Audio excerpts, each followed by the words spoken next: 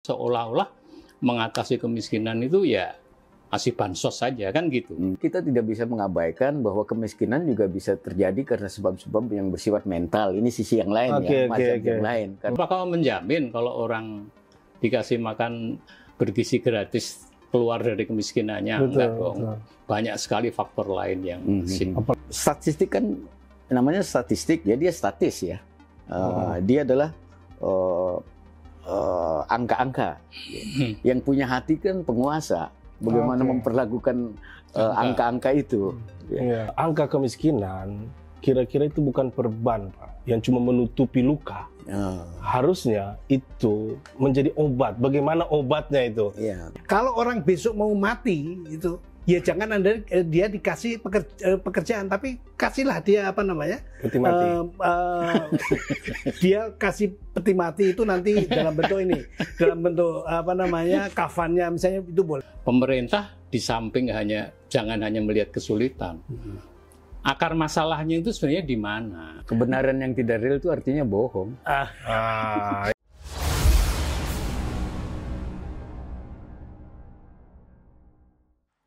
Oke, Assalamualaikum warahmatullahi wabarakatuh. Salam sejahtera buat kita semuanya. Halo, selamat datang kembali di LP3S Perspektif, sahabat-sahabat LP3S. Kali ini kita akan memulai diskusi kita yang berikutnya, yang akan menjadi diskusi yang hangat. Kenapa? Karena diskusi kita hari ini adalah diskusi yang mungkin menjadi pembicaraan banyak orang, yaitu tentang kemiskinan. Kemiskinan ini penting, teman-teman, karena baru-baru ini muncul angka dari Bank Dunia yang mengatakan bahwa Indonesia itu angka kemiskinannya 60,3%. Lalu muncul data berikutnya yang kemudian jadi polemik. BPS mengatakan bahwa angka kemiskinan 8,57%. Hampir 9 lah. Ya, 8,57%. Ya, masuk ke 8,6 lah kira-kira begitu. Nah, ini menjadi polemik sehingga kemiskinan kemudian apa dibalik angka-angka itu gitu loh. Kita tahu kemiskinan menjadi isu yang sangat hangat bukan cuma di kalangan bawah karena terdampak langsung, tapi juga pada satu sisi kemiskinan menjadi bisa kita sebut komoditas politik di lain sisi gitu loh. Saya Ilham Afdol beserta tamu kita kali ini ada Buya Taftah. Ada Buya Taftah, kemudian ada Pak Mudaris. Sip. Mudaris. Kemudian yang terakhir ada Pak Ervan. Pak Ervan ini dikenal oleh penonton LP3 sebagai si rambut putih kira-kira begitu. Memang udah tua. Nah, jadi isu ini akan kita bahas teman-teman LP3. Dan jujur kemiskinan ini selalu berubah bentuk gitu. Kita tahu Buya, Pak Mudaris, Pak Ervan, kemiskinan itu dipahami mulai dari era feodal sebagai takdir, kemudian berubah di era kolonialis sebagai apa yang disebut dengan kebodohan, kemalasan dan sebagainya, sampai kemudian masuk pada era sekarang kemiskinan mencoba untuk diartikan lagi dan bahkan kemiskinan ditafsirkan lewat angka-angka, gitu loh. Nah dari sini kemudian saya minta catatan Pak Ervan, apa tafsir Pak Ervan tentang kemiskinan yang saat ini lagi hangat tentang angka-angka itu? Silakan Pak Ervan. Ya, terima kasih. Menarik kita membicarakan kemiskinan ya. Saya pernah dengar kritik itu Bu ya.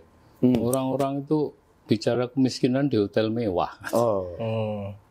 Yang dibicarain orang miskin di bawah. Ini semacam sinisme ya, karena kadang-kadang kita sibuk memikirkan itu di hotel-hotel mewah tapi lupa bagaimana cara mengatasinya. Jadi kalau kita kembali melihat polemik ya yang sekarang ini, di mana orang kemudian bertanya-tanya kenapa angka Bank Dunia ini kok beda dengan angka yang resmi dikeluarkan oleh BPS dalam hal ini. Ada beda ya? Beda jauh sekali. Jadi Bank Dunia itu menghitung sampai 60-an%. 60, sekian ya. Sementara BPS itu 1 digit kan.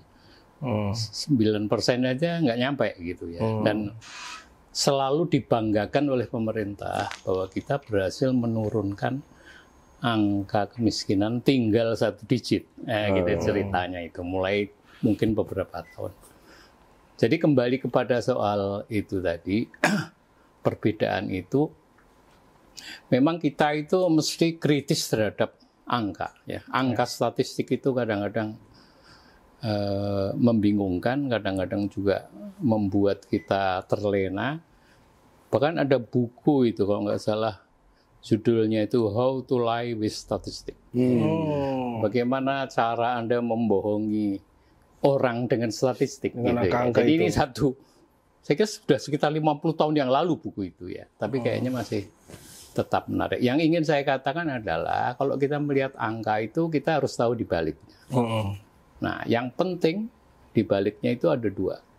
Yang satu, sumbernya dari mana? Ya, karena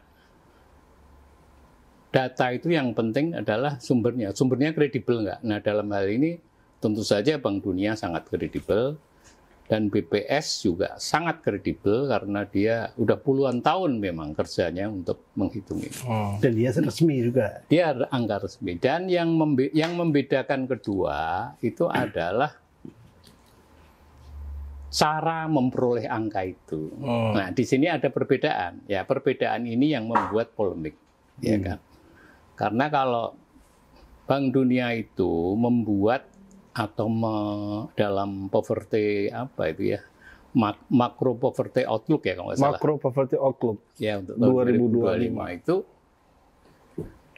dia sebagai lembaga internasional itu membuat satu standar yang membandingkan di antara berbagai negara. Jadi kita itu berada di mana? Di tengah-tengah negara yang lain.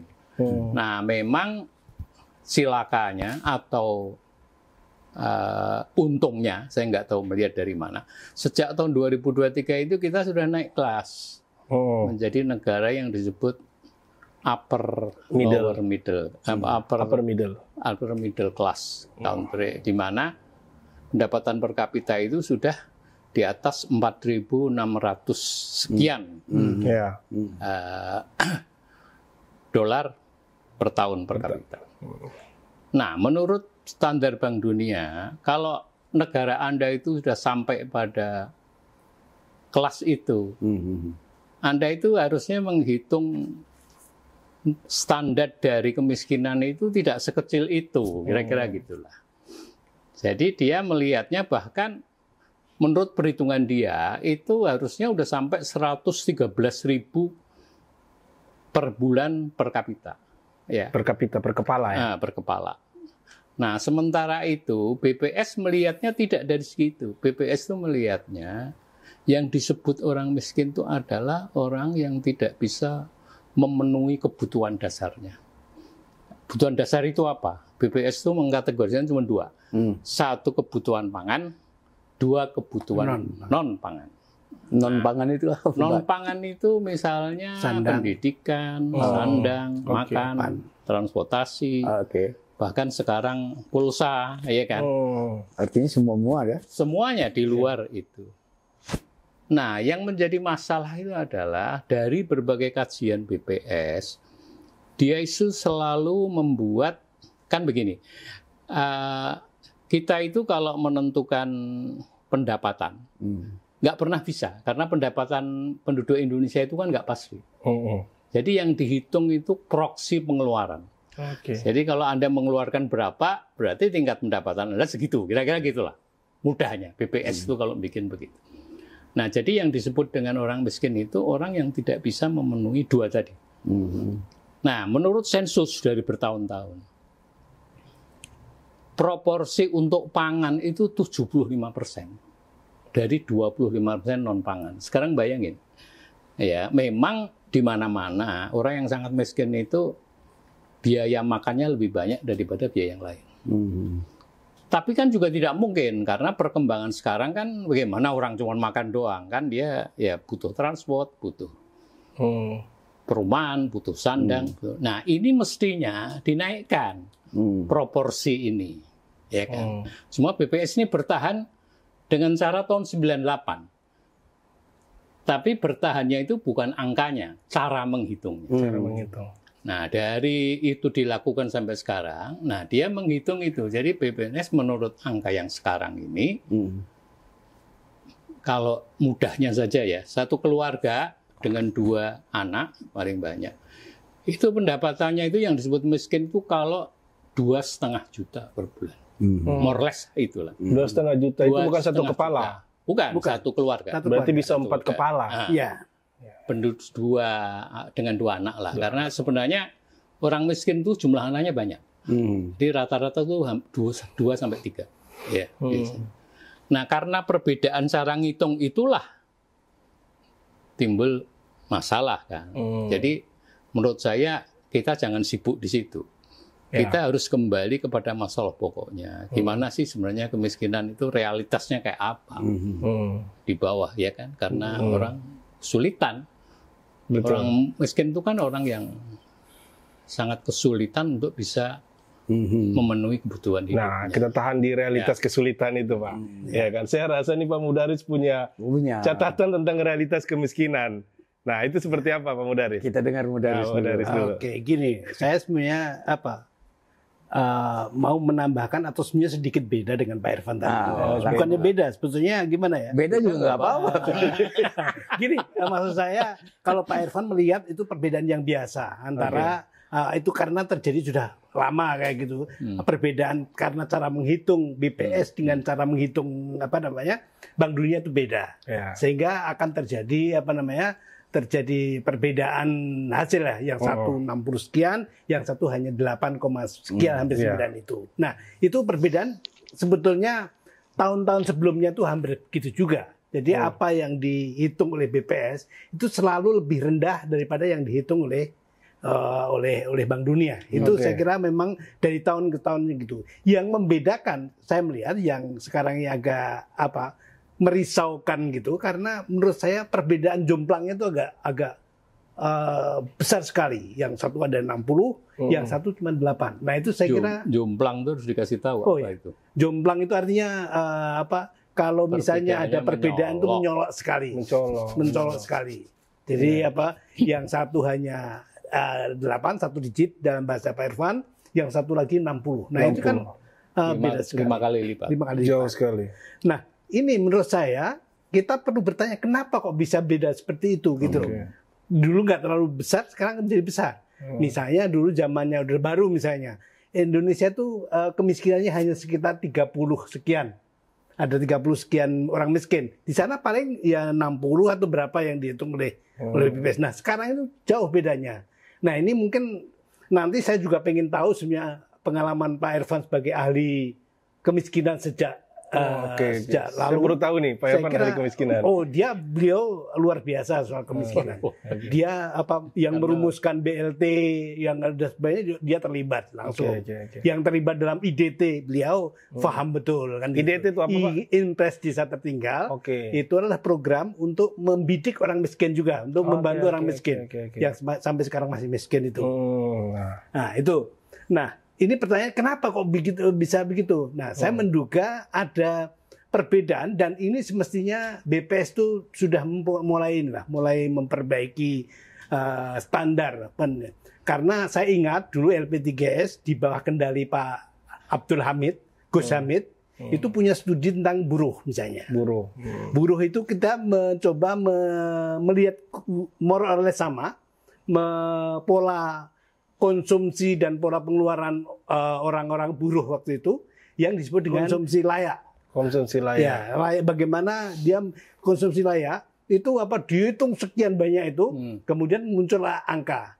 Nah, itu kemudian itu menjadi masukan untuk menentukan upah buruh sebetulnya. Nah, semestinya di dalam BPS pun juga mulai memperbaiki lah. Kalau Bank Dunia kalau nggak salah, nanti Pak Irfan mohon kalau salah dikoreksi. Itu adalah perorangan. Dihitungnya per kapita per kepala. Nah, kalau BPS ada per keluarga. Ini juga membedakan. Nah, menurut saya perbedaan yang kayak gini ini jangan dibiarkan. Menurut saya perlu pemerintah lah mencoba sedikit demi sedikit memperbaiki, karena juga ada perubahan pola konsumsi masyarakat. Yang semula misalnya seperti dalam studi dulu kita menemukan bahwa yang namanya HP dulu bukan kebutuhan pokok. Mungkin tersier atau bahkan yang keempat dan sekian. Tapi sekarang tanpa HP kayaknya nggak bisa hidup deh orang kayak nggak keren. Nah nggak keren nggak apa deh. Artinya dia sudah menjadi kebutuhan pokok. Atau misalnya buruh waktu itu ya perlengkapan kosmetik itu sekian. Tapi karena sekarang menjadi pokok, kenapa? Karena kalau dia bekerja harus berpenampilan baik, menarik dan sebagainya. Itu menjadi pokok. Harus pakai selfie, harus skincare misalnya. Nah itu menjadi perubahan. Nah menurut saya Pak Irfan dan kawan-kawan misalnya nanti perlu tuh mendorong bagaimana standar itu mulai diperbaiki. Kalau Pak Irfan biasanya lewat riset aksi lah. Oke, tapi tahan di situ. Saya ingin menanyakan begini, Pak Mudharis. Tadi Pak Irfan sempat bicara, Buya, tentang bagaimana data itu bisa berbohong, begitu loh. Saya ingin pendapat Pak Mudharis. Jangan-jangan 5,sekian% itu ada sesuatu yang dirancang di balik itu gitu loh, untuk menampilkan bahwa kita ini miskin. Karena kalau kita lihat 8, itu berarti orang kaya di Indonesia 90% lebih gitu loh. Itu gimana menurut Pak Mudharis? Kalau saya tidak mengatakan itu sebagai bohong, tapi saya hanya melihatnya itulah pseudo kebenaran. Jadi kebenaran yang sebetulnya tidak real gitu ya.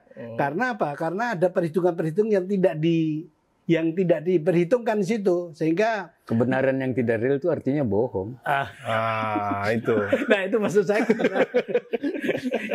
Karena perbedaan misalnya yang disebut kebutuhan pokok tadi, itu kalau BPS kan hanya makan yang 2,5 kalori Pak ya. Kemudian 2.100 kalori itu berapa? Kemudian papan, pendidikan dan sebagainya.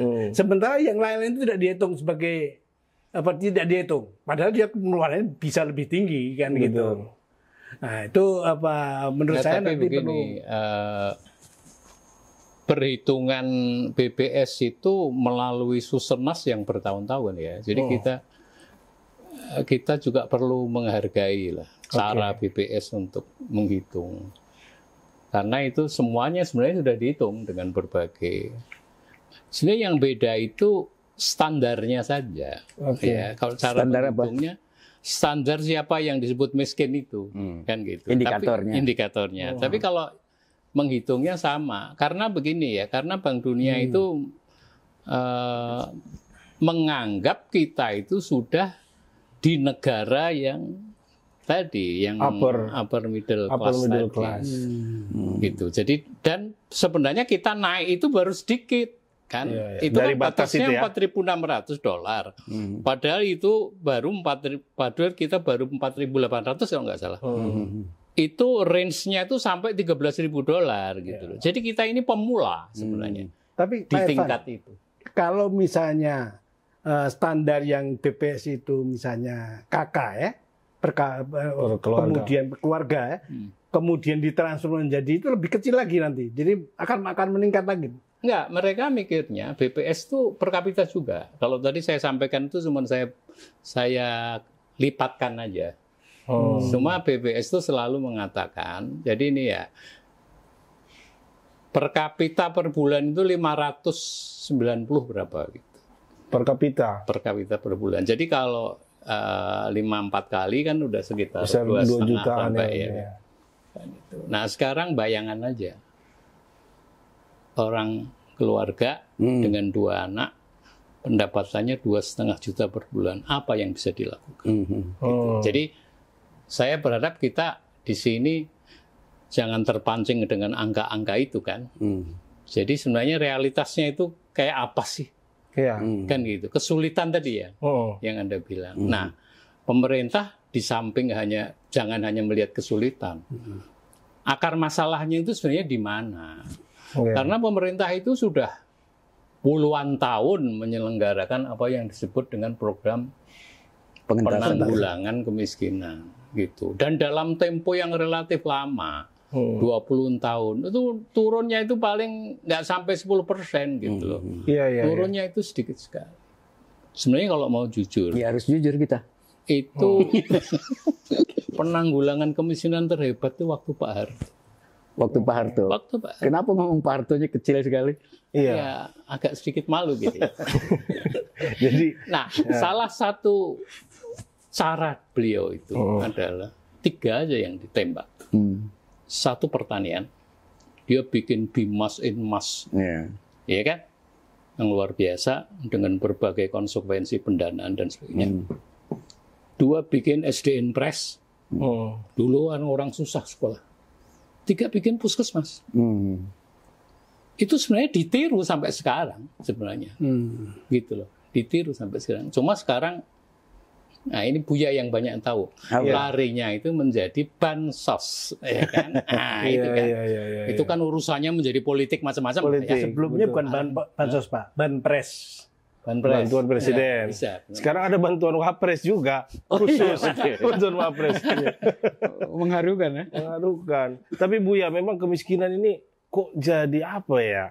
Salah satu jadi komoditas politik seperti saya ucap. Ya kan? Padahal kita tahu kemiskinan ini itu, bahkan saya kemarin baca itu Buya. Boleh silakan. Itu ada tokoh ya, dia disebut tokoh anarkis, Prodong kalau Buya masih ingat. Dia bikin buku The Philosophy of Poverty. Ya kan, filsafat kemiskinan. Kemudian itu sekitar tahun 1846. Tahun berikutnya 1847 ada anak muda yang mencoba mengkritik dia. Saat itu anak muda itu belum dikenal. Gitu. Dia bikin buku namanya Poverty of Philosophy. Anak muda itu akhir-akhir ini dikenal sebagai Karl Marx. Cara saya ngomong ini mirip Buya gitu. Biar dramatik. Nah, Karl Marx bilang terlalu naif Prodong itu, karena dia percaya ada individu itu punya etika, punya moralitas, sehingga akan ketika diserahkan pada moralitas ekonomi, kemiskinan itu akan hilang. Tapi kata Marx, ada sesuatu di balik etika itu, ada sesuatu, ada struktur lebih besar di balik itu yang harus kemudian dilihat. Ada dimensi-dimensi yang berlapis, dimensi sosiologis, antropologis, bahkan politik. Gitu loh Buya. Nah, kemiskinan rupanya sudah menjadi perdebatan yang luar biasa sejak abad 19. Nah, gimana ini Buya Tabtajani melihat sampai sekarang nih? Apa kata kunci yang kemudian muncul di pikiran Buya itu? Nggak punya pikiran malah. Bicara kemiskinan. Ya kalau ekonomi kan udah, ya sejarah itu kan digerakkan oleh ekonomi sebenarnya. Artinya kepentingan langsung untuk hidup manusia itu kan sebenarnya ya ekonomi itu. Kalau kita merujuk pada cara berpikir Nabi Anda itu Karl Marx, ya kan? Kan itu yang menggerakkan orang interest ekonomi. Ya. Sejarah sosial dimanapun itu kan berangkat dari konflik-konflik itu, ya kan? Apa namanya itu, hukum besi sosial. Ya. Nah, soal statistik tadi yang disebut-sebut ada perbedaan antara Bank Dunia ya dengan BPS ya.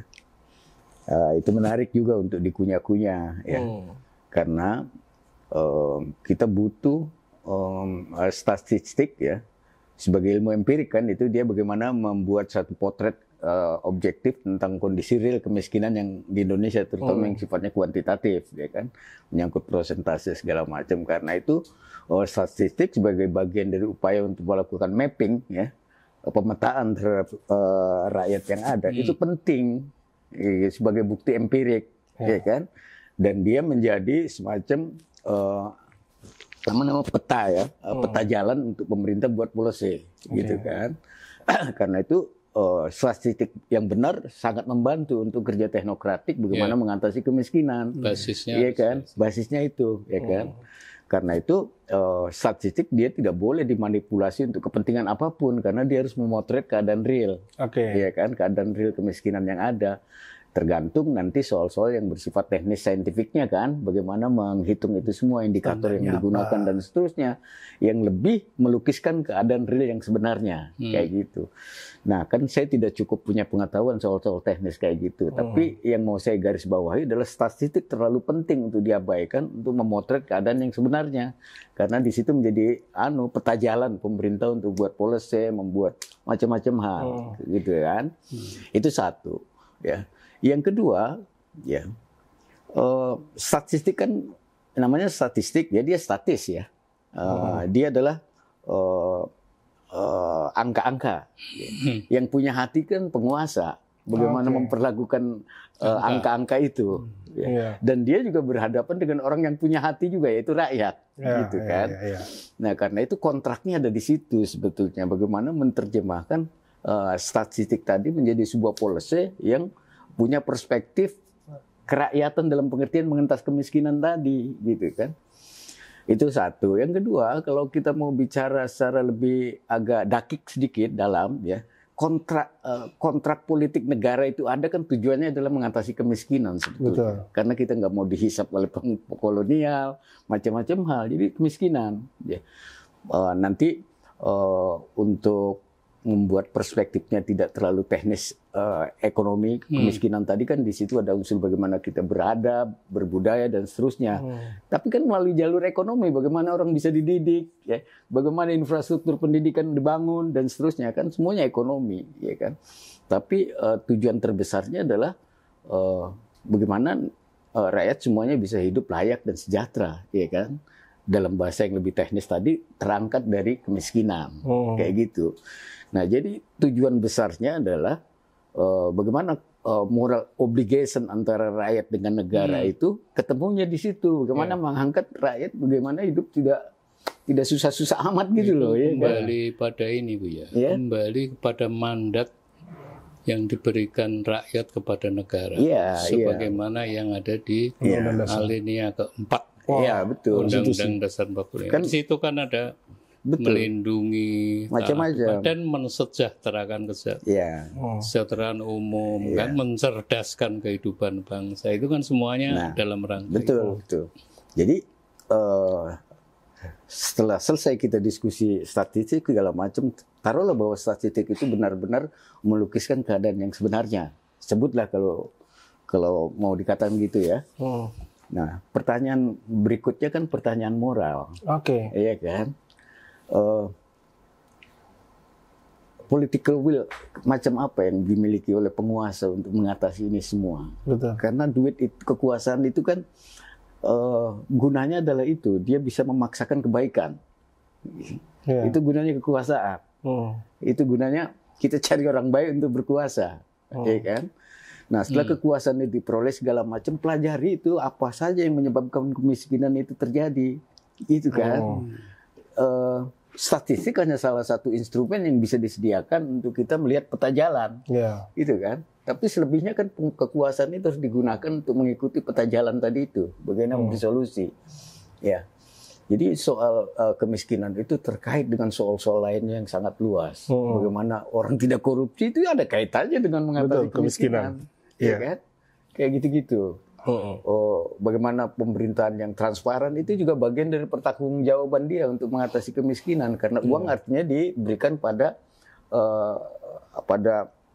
jalan yang benar lah ya, pada target yang benar dan seterusnya kayak gitu. Nah, sehingga kemiskinan dengan segala data-data kuantitatif tadi tidak menjadi narasi ya untuk politik, untuk apa segala macam gitu kan. Nah, sebab kalau itu yang terjadi, dia tidak menyelesaikan apa-apa, dia hanya sembunyi di balik angka-angka. Betul. Gitu. Betul.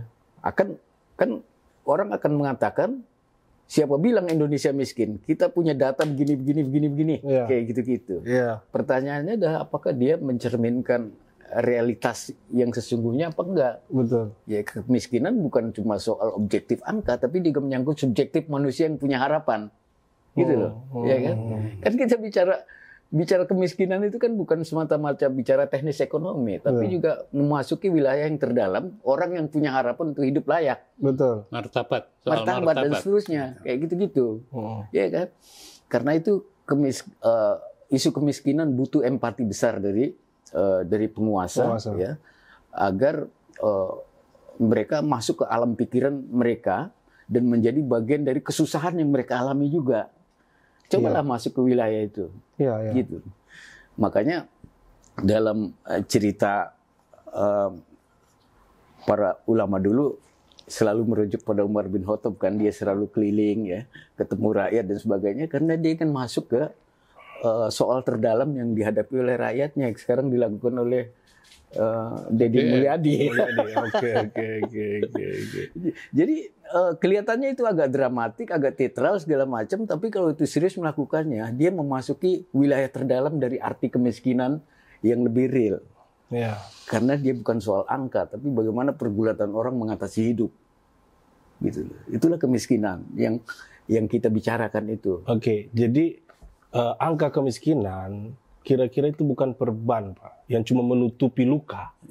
Harusnya itu menjadi obat. Bagaimana obatnya itu? Nah, ya kan. Saya pengen ke Pak Ervan dulu nih. Mainkan, Pak Ervan. Kalau kita bicara yang paling gampang lah, ya, paling gampang dihadapi.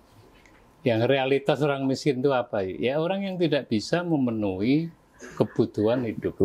Ya, ini kita paling dasar ya. Kita belum bicara soal martabat, belum bicara soal eksistensi, itu kan masih di atas itu semua ya. Nah, kenapa orang tidak bisa memenuhi? Ya karena dia tidak punya pendapatan. Kenapa nggak punya pendapatan? Ya nggak ada kerjaan. Gitu.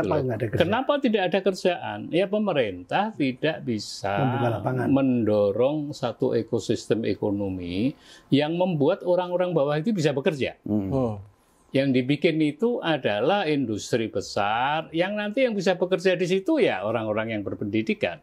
Sementara orang-orang miskin ini pendidikannya juga rendah. Bahkan tingkat nasional pun kan kita paling tinggi SMP, ya kan.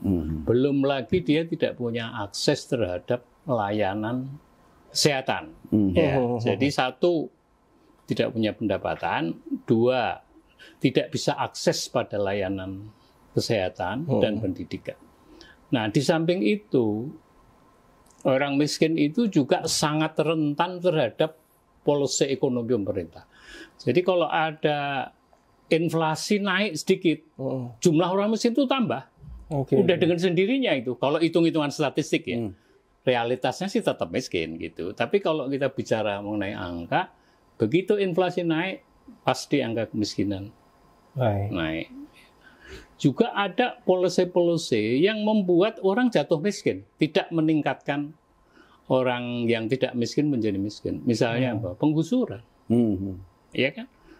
Kemudian ada soal tanah yang diambil, ada soal satpol, ya. Ada yang satpol PP menggusur kaki lima, itu kan semuanya membuat dia miskin gitu ya. Jadi ada polisi-polisi yang membuat dia miskin. Kasus Rempang itu kan membuat dia miskin. Tadinya dia punya lahan tergusur, ya kan. Nah kadang-kadang yang kayak gini ini nggak dipikirkan oleh pemerintah. Seolah-olah mengatasi kemiskinan itu ya masih bansos saja kan gitu. Sekarang sederhananya kan begitu. Karena menyediakan lapangan kerja itu juga tidak mudah, ya kan. Butuh investasi yang seperti apa yang bisa membangun menyiapkan lapangan kerja yang bisa diakses oleh orang-orang bawah kan tidak begitu mudah juga, iya kan. Sementara kita sendiri sekarang ini saya lihat disibukkan oleh program-program besar yang populis yang sebenarnya kaitannya dengan orang miskin itu makin jauh, ya kan, makin jauh dalam pengertian bukan tidak ada hubungannya. Tapi terlalu banyak variabel perantara yang bisa membuat dia terentaskan dari miskin. Misalnya apakah menjamin kalau orang dikasih makan bergizi gratis keluar dari kemiskinannya? Enggak dong. Banyak sekali faktor lain yang apalagi Danantara. Apalagi Danantara, Koperasi Merah Putih. Ya belum tahu Koperasi Merah Putih untuk apa. Iya. Gitu. Ya, jadi ini hal-hal yang mungkin harus mulai diperhatikan ya. Iya. Dan jujur Pak Ervan, saya agak emosional tuh mendengar cerita Pak Ervan itu gitu kan. Karena bagian dari kemiskinan. Bagian dari kemiskinan gitu. Paling fasih bicara kemiskinan ya orang miskin kira-kira begitu. Nah ini kita masuk ke Pak Mudharis, ya kan. Pak Mudharis, bagaimana Pak Mudharis melihat itu? Jadi rupanya program-program pemerintah rupanya tidak langsung gitu. Jadi nggak berkaitan langsung untuk pengentasan kemiskinan itu. Bahkan mungkin bisa dikatakan menambah kemiskinan itu. Bayangkan orang dapat makanan gratis tapi harus bayar lagi ke rumah sakit karena keracunan misalnya. Nah, itu gimana Pak Mudaris? Nah, kalau saya sebelum ke situ, saya mau berangkat dari apa yang disampaikan oleh Buya Tatajani tadi. Boleh. Dia kan mengatakan bahwa kemiskinan itu di samping ada data-data, itu kan harus ditindaklanjuti dengan ada political will yang sifatnya moral kan itu. Tapi sebenarnya nggak berhenti di situ. Nah, oleh negara yang mendapatkan mandat seperti disampaikan Pak Irfan tadi, dia mandat itu harus diterjemahkan dalam bentuk yang teknokrasi. Bagaimana kemiskinan itu bisa dilakukan secara dilaksanakan gitu loh. Nah, dia pertama punya policy. Jadi policy-nya itu apa untuk mengatasi kemiskinan berdasarkan data itu. Kemudian dia perlu rencana bagaimana merencanakan itu.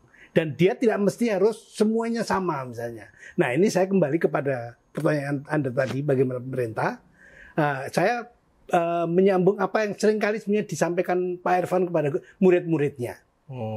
Dia mengatakan begini. Berarti Pak Mudaris termasuk? Saya termasuk muridnya. Jadi gini, kalau misalnya Anda mengetahui miskin, itu mestinya gini. Kalau orang besok mau mati, itu ya jangan dia dikasih pekerjaan, tapi kasihlah dia peti mati. Dia kasih peti mati itu nanti dalam bentuk ini, dalam bentuk kafannya misalnya itu boleh. Tapi maksudnya kalau ada ini, ya dia kasihlah makan, mungkin gratis dan sebagainya. Berarti hampir mati. Nah gitu. Nah kemudian yang kedua, kalau misalnya dia naik ke berikutnya, dia menjadi dilatih misalnya.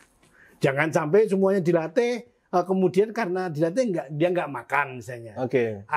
Dengan kata lain bahwa ada level-level kemiskinan itu, ada orang yang harus dikasih dalam bentuk mungkin gratis, kemudian dan sebagainya. Kemudian ada yang bentuk pendidikan, dan kemudian atau yang terakhir nanti dalam bentuk misalnya latihan tentang entrepreneurship-nya misalnya. Jangan misalnya kalau udah besok mau mati baru dilatih entrepreneurship. Artinya nggak boleh dipukul rata. Nggak boleh dipukul rata. Nah apalagi dipukul langsung. Nah itu berbahaya. Apalagi dipukul hansip ya. Nggak boleh itu. Nah itu. Jadi ini tidak boleh rata. Satu itu. Yang kedua, ketika kita melihat dan kemiskinan ataupun mau melakukan itu pun juga harus kita menggunakan siklus tata kelolanya itu harus kita perhatikan. Tata kelola dalam bentuk manajemen, yaitu manajemen ada perencanaan yang kalau manajemen itu kalau Pak Irfan itu mengajarkan ada POAK katanya. Ada planning, ada organizing, ada actuating dan ada controllingnya. Nah itu semuanya harus diantisipasi. Misalnya di tingkat perencanaan itu kira-kira yang bisa membuat program kemiskinan itu menyimpang itu seperti apa? Baik di tingkat desa maupun di tingkat yang lebih atas. Misalnya, apakah yang di tingkat desa itu dia perencanaan itu hanya melibatkan atau akan memberikan kepada orang-orang yang diketahui oleh keluarganya dan sebagainya, itu harus di termasuk untuk yang di atasnya, apakah program ini hanya direncanakan untuk orang-orang yang kira-kira yang akan menguntungkan politiknya misalnya, itu juga harus diperhatikan. Itu pada tingkat perencanaannya. Pada organisasinya pun begitu.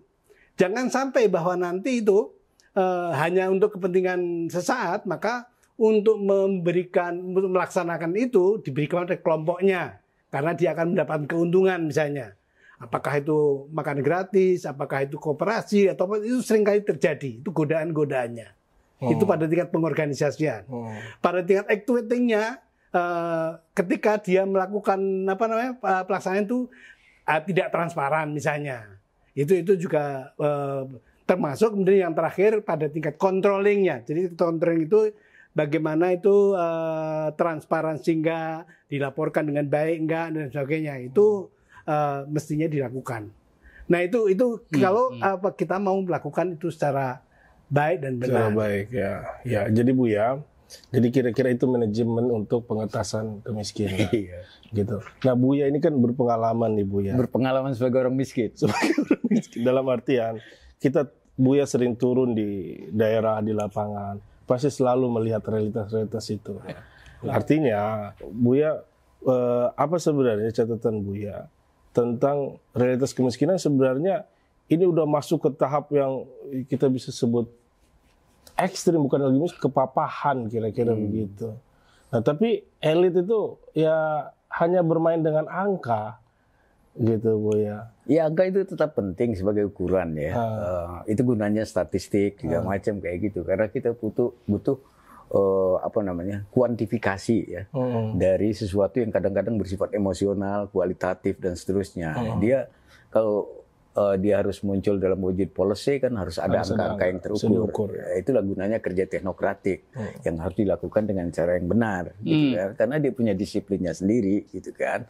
Nah, yang tidak ada dalam statistik itu segala macam hal-hal yang sifatnya kan non angka. Jadi non angka itu masuk wilayah value, nilai apa segala macam kayak gitu. Di balik kan. Angka ya. Iya, di balik. Jadi angka-angka yang bersifat statistik yang menjadi dasar kebijakan atau rujukan kebijakan itu tetap harus dikawal oleh pandangan moral tertentu gitu loh, ya kan? Sebab masalah kemiskinan ini kan kompleks ya. Bayangkanlah ada 2 bayi lahir pada hari yang sama, ya kan? Yang satu lahir di Pondok Indah, yang satu lahir di perumahan kumuh. Yeah. Dia lahir pada hari yang sama, jam yang sama, detik yang sama. Anda bisa bayangkan nggak nasib 2 anak ini ke depannya kayak apa? Pasti mengalami perbedaan yang cukup serius, walaupun kita tidak mendahului takdir kan. Tapi secara akal sehat, secara empirik hampir bisa dipastikan yang lahir di Pondok Indah itu dia bisa survive dengan cara yang hidup layak, karena dia bisa sekolah di sekolah yang baik, terfasilitasi, dapat gizi yang baik dan segala macam. Anak tadi itu, ya kan, mungkin SD aja nggak tamat karena dia sudah harus keliling di jalan-jalan gitu. Tapi intinya adalah celaka betul anak yang terlahir tadi itu, ya kan, yang di rumah kumuh tadi. Bukan kehendak dia lahir di situ kan, tapi kok nasib menyambutnya bengis betul gitu loh. Jadi artinya kan orang ingin mengatakan, kemiskinan itu bukan cuma soal nasib loh.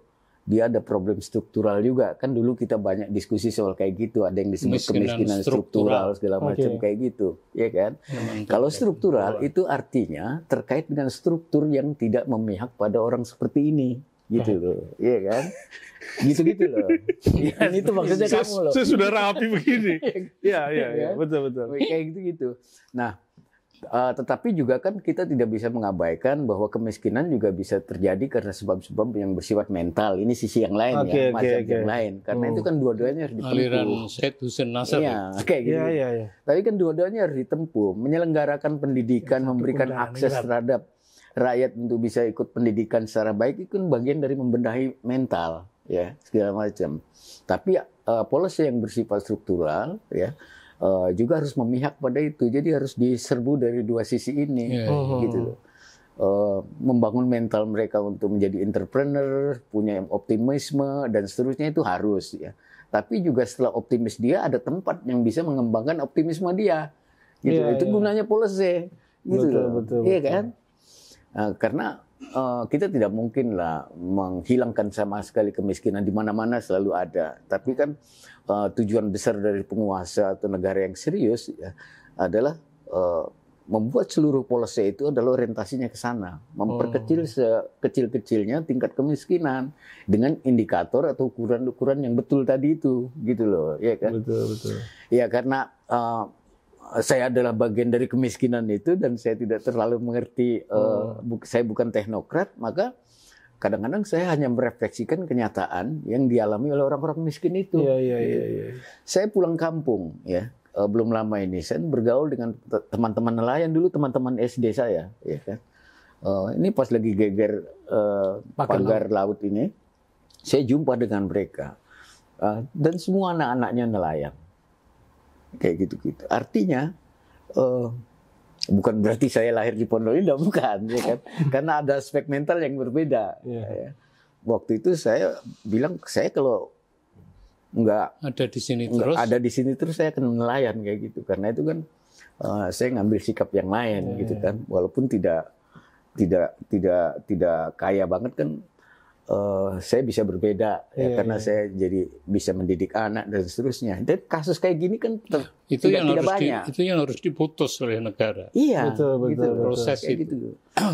Ada lingkaran setan gitu. Iya, jadi kan aspek problem struktural ya ada, problem mental ya ada. Dua-duanya harus diatasi. Karena itu pemerintah itu ya harus sedikit punya empati terhadap realitas yang dialami orang-orang miskin itu. Betapa beratnya mereka untuk menjalani hari-hari yang panjang ini. Gitu. Betul, hari-hari. Tapi saya nyambung dari apa yang dia sampaikan ini. Tadi kan ada istilahnya bagaimana negara itu berempati. Ya. Tapi juga ada faktor lain. Ya. Kita ini LP3S dari tahun berapa itu sudah selalu mengawal isu kemiskinan. Itu dari berbagai evaluasi, dari berbagai semetan dan sebagainya.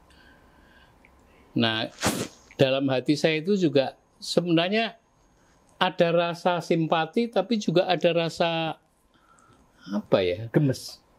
Terhadap cara pemerintah mengatasi kemiskinan. Ya, karena kan begini, karena negara ini kan sumber dayanya terbatas, ya kan? Bukan sesuatu yang resources ada di mana-mana. Dia punya prioritas program yang banyak, dia punya tantangan yang banyak. Salah satunya tentu yang penting kemiskinan. Tapi di antara berbagai isu itu, kan kemiskinan hanya salah satu. Nah, tapi karena dia penting, dia memerlukan satu strategi yang efektif dan tepat. Gitu. Sehingga dengan sumber daya yang terbatas pun dia bisa melakukan itu dengan ukuran-ukuran yang jelas. Misalnya tahun depan, 10 tahun lagi harus seperti apa. Gitu. Nah, salah satu kuncinya itu adalah melihat sebenarnya kemiskinannya ada di mana sih? Kan cuma dua, di desa sama di kota. Ya kan? Nah, kalau kita bicara di desa, sumber kemiskinan itu apa? Ya pertanian. Sudah jelas, 60% tenaga kerja kita itu hidup dari dunia pertanian. Dan 72% mereka itu tidak punya lahan. Punya lahan hanya sekitar di bawah 0,5 hektar. Nah, menurut hitungan Departemen Pertanian, keluarga yang memiliki lahan kurang dari 0,5 hektar, itu pendapatannya setahun itu cuma 5 juta. Satu tahun. Dibagi 12 bulan. 1 tahun. Ya.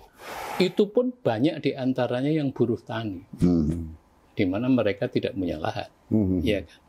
Nah, pemerintah nggak mikir ke situ gitu loh. Itu yang harusnya ditembak. Bagaimana caranya mengatasi itu? Tidak dengan cara sekedar kasih bansos, karena itu hanya mengatasi sesaat dan sifatnya fenomena aja, kan gitu. Tidak dalam jangka panjang maksudnya. Hanya membalut aja, nggak mengobati luka. Aja. Ya, karena pemerintah itu biasanya kan ada 3 itu isunya itu. 1, sebenarnya yang terpenting tadi memberi peluang kerja, kesempatan kerja. Karena kalau orang itu hidup dengan peluang kerja, dengan pendapatan yang tinggi, dia tidak memerlukan banyak bansos. Kan gitu. Bansos itu menjadi strategi kedua pemerintah untuk meringankan beban mereka yang miskin. Ya, tapi dia tidak meningkatkan pendapatan, dia meringankan beban aja. Konsumtif sih. Ya kan, meningkatkan beban. Nah, yang ketiga, yang sering kali juga tidak diperhatikan pemerintah itu impact dari polisi pengembangan ekonomi ini yang tidak diantisipasi bahwa itu membuat orang miskin malah lebih banyak lagi. Gitu. Jadi misalnya paling gampang pembangunan tol dari Jawa lah misalnya. Di samping tentu dia meningkatkan mobilitas segala macam ya, perhitungan-perhitungan ekonomi bisnis. Tapi dia juga menghilangkan kesempatan kerja orang-orang yang dulu hidup dari jalan lama. Oke. Iya kan? Yang dulu ada warung apa.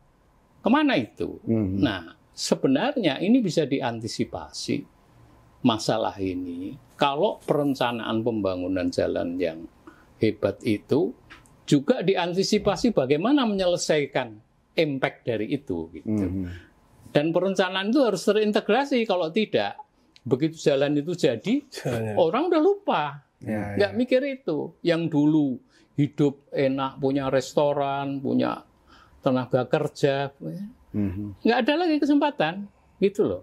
Nah, yang ketiga ini kadang-kadang kurang diperhatiin, ya, gitu loh. Jadi nggak mikir itu. Bahkan gitu, ini Pak Evan, justru ketika ada jalan bagus seperti itu, mereka tersingkir dari daerah itu, bukan hanya pekerjaannya, tetapi justru tanah-tanah yang mereka miliki sebelumnya mereka miliki, mereka jual kepada Pak Taftazani misalnya, yang sudah mulai kaya misalnya.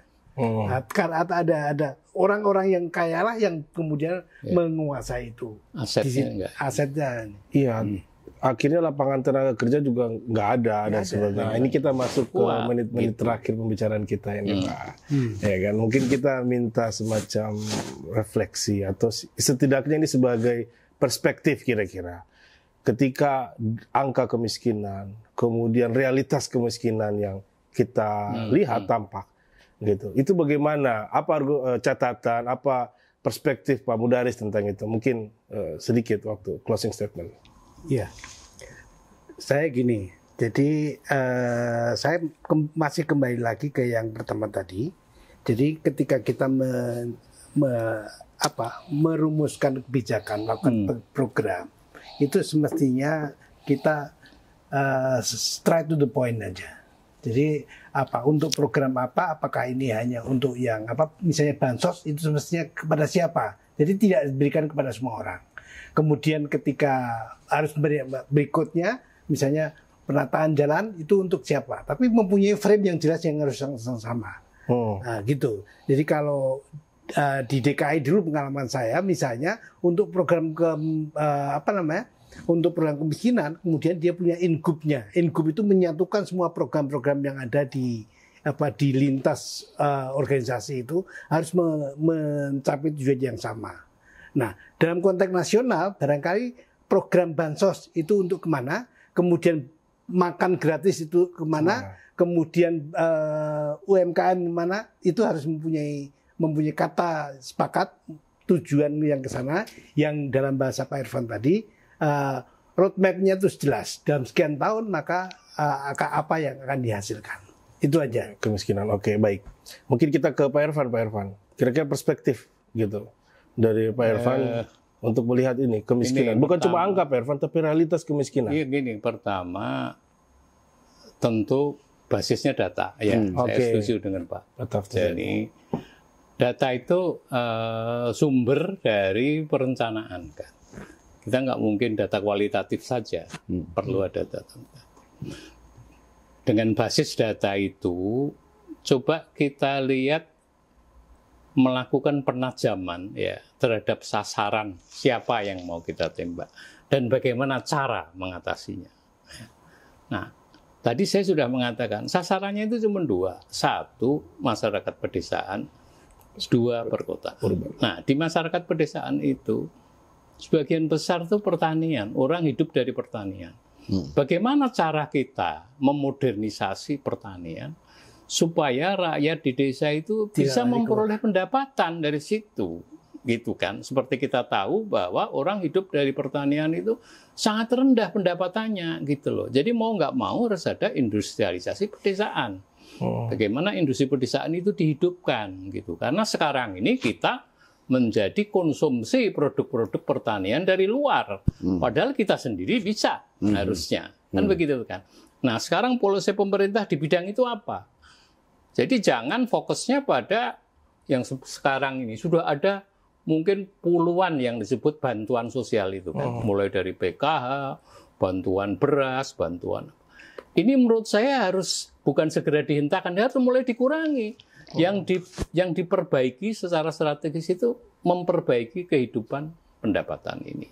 Ya itu di desa garis besarnya. Di kota itu udah pasti kampungnya kumuh itulah tempat orang miskin di kota, yang mereka sektornya informal, ya kan. Jadi seperti kata Buya, yang kaki lima, yang ini ya jangan digusur lah, tapi juga kalau di jalan ya harus diatur, gitu loh. Jadi itu bukan pilihan menggusur atau dia tetap dibiarkan di situ, nggak begitu. Mesti harus diatur bagaimana dalam konteks penataan kota, ya. Jadi setiap kali ada penataan kota, ada RT RW-nya, harus termasuk di situ penataan untuk kumuh ini, dan bukan hanya ditata, dia disupport, gitu loh. Apakah dia perlu misalnya dilatih bagaimana membuat makanan yang lebih sehat, bagaimana segala macam lah, ya kan, itu dilakukan. Nah, kalau pendekatan-pendekatan yang sifatnya memperbaiki ini ya kehidupan ini secara langsung terhadap peningkatan pendapatannya, menurut saya ini pelan-pelan yang selalu dikritik pemerintah terlalu banyak subsidi ke rakyat bisa dipakai untuk alat politik itu bisa mulai dikurangi gitu ya. Ditujukan hanya kepada 10, namanya kalau dalam bahasa itu 1 desil, yaitu hanya 10% yang paling bawah dari seluruh strata itu. Nah itu memang betul-betul orang yang sudah tua, nggak punya penghasilan, nggak punya keluarga. Nah itu masa disuruh bekerja kan? Seperti yang tadi. Nah itu yang dikasih support. Gitu. Kira-kira gitulah. Ya, garis besar. Gimana Buya? Tapi Buya saya punya ini request khusus. Apa itu? Jadi Buya, ini perspektif Buya nih. Karena dengan munculnya angka dari Bank Dunia, teman-teman mahasiswa, anak muda kritis, itu merasa diberikan angin segar untuk melakukan kritisisme lebih, agar pemerintah ini lebih giat, jangan merasa bahwa kemiskinan kecil, ini besar. Nah, kira-kira perspektif Buya? Iya, haruslah didorong, karena kemiskinan itu kan menyakitkan. Ya kan? Secara objektif ya, bagaimana orang miskin itu hanya untuk sekedar survive aja kan. Dia tidak ingin aneh-aneh, bagaimana bisa bertahan hidup, bisa makan dan seterusnya kayak gitu. Untuk sekedar survive kayak gitu aja, itu tidak mudah. Itu saya bilang kemiskinan itu menyakitkan pada dirinya, ya kan. Dan lebih menyakitkan lagi ya, ketika ada orang yang mempunyai tugas mengatasi kemiskinan, dia hidup mewah, ya kan. Sebutlah para pejabat apa dan sebagainya. Dengan perilaku koruptifnya dan seterusnya itu, mereka kaya raya dari hasil yang tidak benar, itu lebih menyakitkan lagi. Jadi ada dua kesengsaraan yang dialami langsung orang miskin. Pertama, dia melihat dirinya miskin, hari-hari hidupnya susah. Yang kedua, dia menyaksikan orang yang harus mengentaskan kemiskinan hidup mewah. Itu apalagi budaya flexing ya. Iya kan, kayak gitu-gitu, ada korupsi segala macam kayak gitu. Saya warga Tangsel kemarin kagetnya minta ampun, tiba-tiba muncul berita ya, bahwa sampah yang kita bayar setiap bulan itu dikorupsi sebanyak 75 miliar gitu kan, oleh pejabat dinas kebersihan segala macam gitu kan. Padahal yang iuran itu sebagian mereka orang miskin loh. Ya, yang tinggal di komplek-komplek sederhana kayak gitu kan, mereka dipungut biaya juga untuk bayar sampah itu. Gitu kan. Jadi kemiskinan itu menyakitkan, dan lebih menyakitkan lagi ternyata ada banyak orang yang hidup mewah dari cara-cara yang tidak halal. Itu lebih menyakitkan lagi. Gitu. Karena itu kemiskinan, lihatlah, jangan semata-mata dari perspektif angka, tapi juga dari perspektif manusia yang menjalaninya, yang mengalami kemiskinan itu. Masuk ke alam pikiran mereka. Gitu. Iya, betapa pedihnya mereka. Gitu. Jadi hidup orang miskin itu tidak pernah terangkat dari sesuatu yang sifatnya alamiah kayak binatang pada umumnya lah, ya kan. Hanya untuk survive kan mereka reaksi alamiahnya harus hidup, mencari, ya kan. Kalau umpamanya dia tidak ada yang diperoleh dengan cara yang halal, terpaksa cara haram dia lakukan, seperti binatang memangsa orang lain, gitu kan. Homo homini lupus itu. Homo homini lupus, gitu. Lalu kan di situ menimbulkan problem harmoni sosial terganggu, hukum tidak jalan, di mana-mana ada banyak kejahatan dan seterusnya. Jadi akumulasi problem yang muncul dari efek kemiskinan itu serius sekali. Sangat serius. Ya, jadi hidup tidak nyaman dan seterusnya. Kan kita tidak sedang membenarkan orang miskin mencuri. Ya kan? Bukan itu poinnya. Tetapi kalau tidak dia lakukan itu, apa yang bisa makan? Kayak gitu-gitu kan? Gitu loh. Jadi ini yang disebut ada unsur problem struktural di situ, karena semua itu muncul bukan semata-mata karena miskin itu lahir dari mental yang malas. Semangat saja, kalau tidak ada jalannya kan juga nggak bisa. Betul. Itu kuncinya. Jadi bukan lahir dari mental yang malas, semangat aja nggak ada jalan untuk merubah struktur. Oke, saya semangat nih, terus saya setelah semangat mau melakukan apa? Gitu kan? Betul. Itu tugas negara. Tugas negara. Sebentar, sebelum ke sana. Itu Pak, apa yang disampaikan oleh Pak Tartojan itu menarik. Ada ilustrasi yang sebetulnya sumbernya dari agama. Oke, boleh pendek itu. Itu ya. Tangan di atas kan lebih bagus dari tangan di bawah. Di bawah kan itu. Tapi dalam konteks kemiskinan maka ada beberapa tangan. Ada tangan di atas itu bagus. Kemudian ada tangan di bawah itu dia menjadi peminta-minta. Kemudian ada mungkin dengan ini ada mencuri dengan cara yang lain. Kemudian ada tangan juga yang menampuk, itu ada dengan merampok dan sebagainya. Ini filosofi tangan ya. Nah, itu apa namanya? Sebetulnya akarnya kemiskinan. Jadi jangan sampai yang paling rendah tuh dia minta kan? Ya, baik. Jadi kemiskinan ini luar biasa ya Bu ya, Pak Irfan.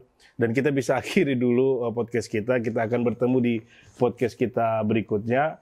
Kita tahu teman-teman LP3S, waktu nggak bisa menjadi ukuran kita bahas kemiskinan, begitu sangat multidimensi, dan kita harap teman-teman bisa meluangkan waktu untuk komentar di kolom komentar. Kalau suka obrolan ini bisa subscribe, bisa like, dan mungkin kalau kata Marx, wahai kaum buruh sedunia bersatulah. Kalau saya ingin mengatakan, wahai kaum miskin sedunia, bersatulah dalam kolom komentar ini. Kita buktikan bahwa orang miskin masih banyak. Oke, terima kasih. Apakah orang miskin bisa berkomentar? Nah, nanti kita lihat. Wassalamualaikum warahmatullahi wabarakatuh. Waalaikumsalam.